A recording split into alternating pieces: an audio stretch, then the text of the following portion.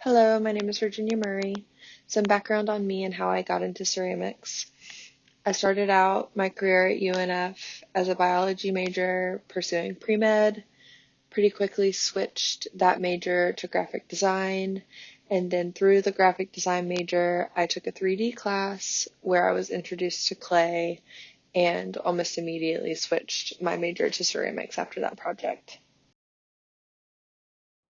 Here are some pictures of me with that clay project. The inspiration for this piece was molecular biology, which is still a strong inspiration for my work today. These next two slides are pictures that I made early on in my ceramics career. I spent the majority of that time experimenting with the medium, pushing it, seeing what I could do with it, what I could make, what I wanted to make, how to make what I wanted to make. Was not very concept driven, was more focused on the skills of the practice. I think it's very important to say that I am both a sculptural artist and a functional artist. I also throw on the wheel as well as hand build for both my sculptures and my functional pieces.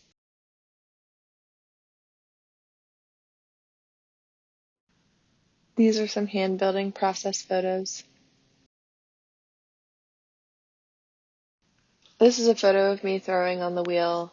My process usually starts in my sketchbook, then I move on to making, either hand building or wheel throwing. After the piece is made, it goes through the first firing, which is called a bisque firing. Then everything is glazed and goes through the second firing, which for me is now wood firing. This is a picture of one of the kilns that we wood fire in at UNF. The middle part of the kiln is where the pots go. On the right is where the wood goes in. The ash flows through the kiln and up through the chimney, and the kiln gets so hot that the wood ash, when it hits the pots, it turns to glass. And so the wood ash melting on the pots is what creates the finished glaze.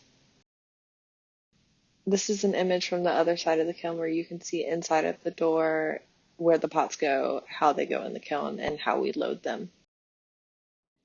I have completely fallen in love with the process of wood firing. It has become a big inspiration and concept behind my work.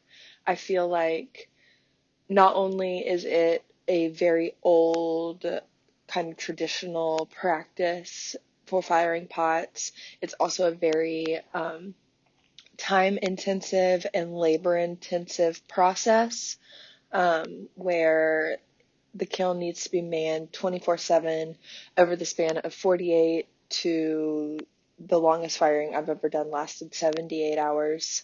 And it really takes a lot of kind of blood, sweat, and tears from the makers that just allows an intimacy to the art that I haven't found doing anything else.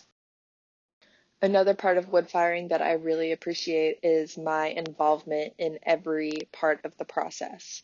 I make the clay, I make the pieces, refine the pieces, finish the pieces, I split the wood, sort the wood, then use that wood to fire the pieces. So it just feels like my hand is present in every part of the process.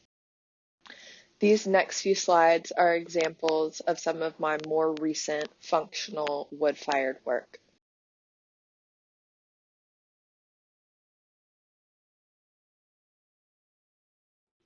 During the pandemic in 2020 is when I first started working through these sculptural forms. They're heavily influenced by molecular biology. I've tried to let them go a few times, but they've kind of become an obsession and are still forms that I am working through to this day. These are some more variations of those same forms. I also really like how they convey a certain type of tension. I also really like the negative space. Kind of when I am sketching these pieces, I'm looking at the negative space, and the negative space is what kind of helps to form the image that I then create. I also really like the shadows. These are wall pieces, and the shadows that they cast on the wall are another really fun aspect. These next few slides are some examples of some more refined, finished pieces of these sculptural forms.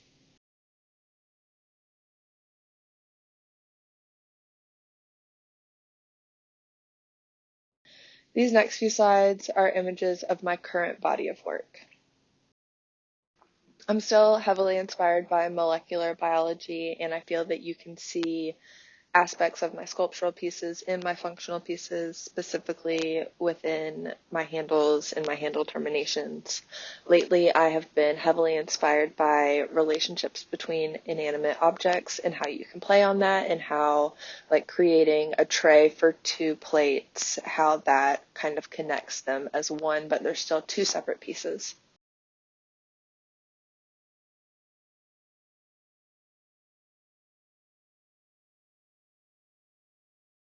I've also recently really enjoyed exploring different flashing that you can get within wood firing in the wood kiln, and have fired all of my bowls upside down on kiln posts to get this really cool internal pattern of flashing from the atmosphere within the kiln.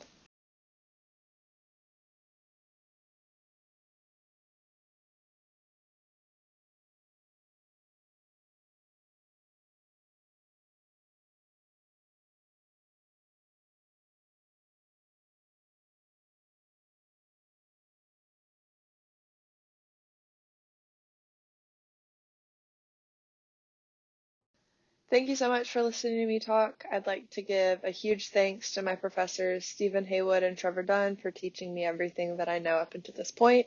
I've got a lot to learn in ceramics, and I'm excited to see where it takes me.